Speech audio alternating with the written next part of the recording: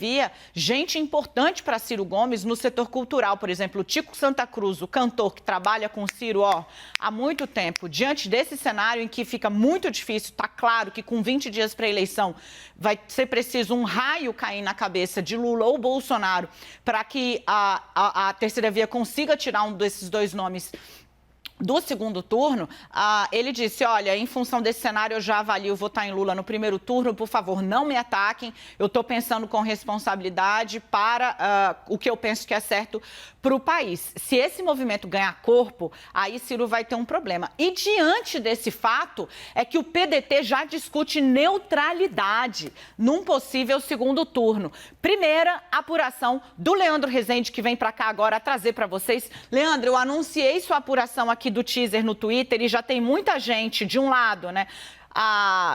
Primeiro dizendo que a gente já está dando o Ciro como fora, a carta fora do baralho. Não é a gente, são os fatos e as pesquisas, né? Outro dia eu vi um apoiador do Ciro dizendo, o Ciro já disse que não é para acreditar em pesquisa. Está começando a ficar parecido com outras pessoas que desacreditam também metodologia científica para análise de dados. Mas tudo bem. O fato é, com a inviabilidade que está aparecendo nas pesquisas, dois movimentos já começam a aparecer no PDT. E isso é apuração, gente. É fato. Primeiro, de crítica a Ciro Gomes. Crítica ao tom que ele vem adotando a Lula. E segundo, já debatendo o que é que o partido vai fazer diante desse cenário no eventual segundo turno, e a neutralidade está sendo um caminho defendido. Agora, Leandro, depois da história de 2018, com a ida do Ciro a Paris, a adoção da neutralidade vai ser também bastante criticada por uma parte da esquerda, certamente.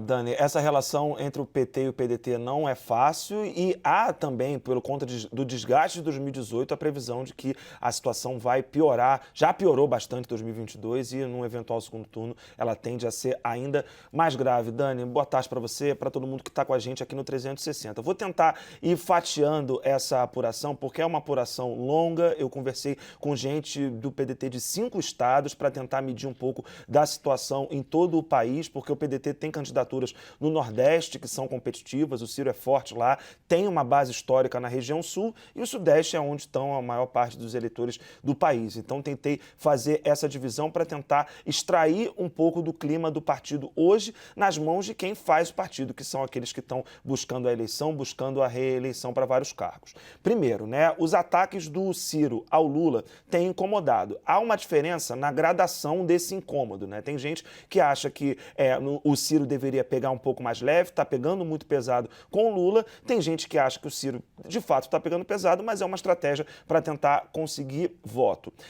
Há uma admissão por parte dos integrantes do PDT com quem eu conversei de que o PT faz uma pressão grande por esse chamado voto útil. E aí existem duas avaliações. Uma avaliação de que isso vai tornar um apoio do PDT ao Lula mais difícil no segundo turno e uma outra avaliação de que isso é fruto da própria campanha do Ciro Gomes, que não conseguiu, de fato, sair do patamar de 8%, 9%, 10% das intenções de voto desde que o Ciro se lançou e já faz muito tempo que ele está nessa corrida como pré-candidato. Nesse sentido, há sim uma discussão sobre o que o PDT vai fazer no segundo turno das eleições. Eu conversei com gente do PDT do Rio Grande do Sul hoje, é um lugar em que o PDT tem uma raiz grande, uma parte da sua história está lá na região sul do país, e a avaliação que me foi passada por integrantes do PDT gaúcho é a seguinte: olha, não dá para imaginar que o PDT aqui do Sul top subir num palanque com o ex-presidente Lula. Tem gente, e aí me passou essa visão um diretor lá do PDT gaúcho, que vai desertar do partido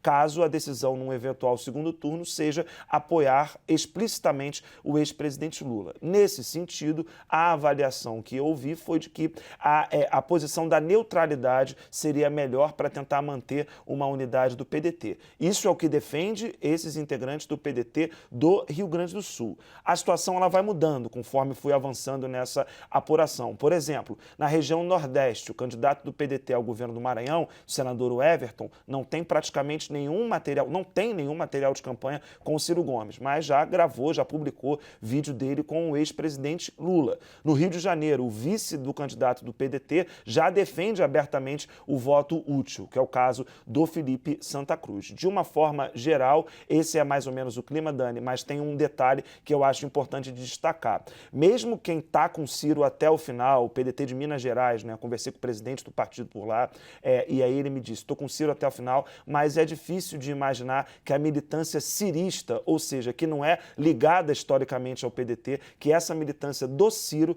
tope caminhar com a militância do PT num eventual segundo turno. Então, são pontes que foram destruídas e que, para elas serem reconstruídas no eventual segundo turno, vai dar muito trabalho dos dois lados, Dani.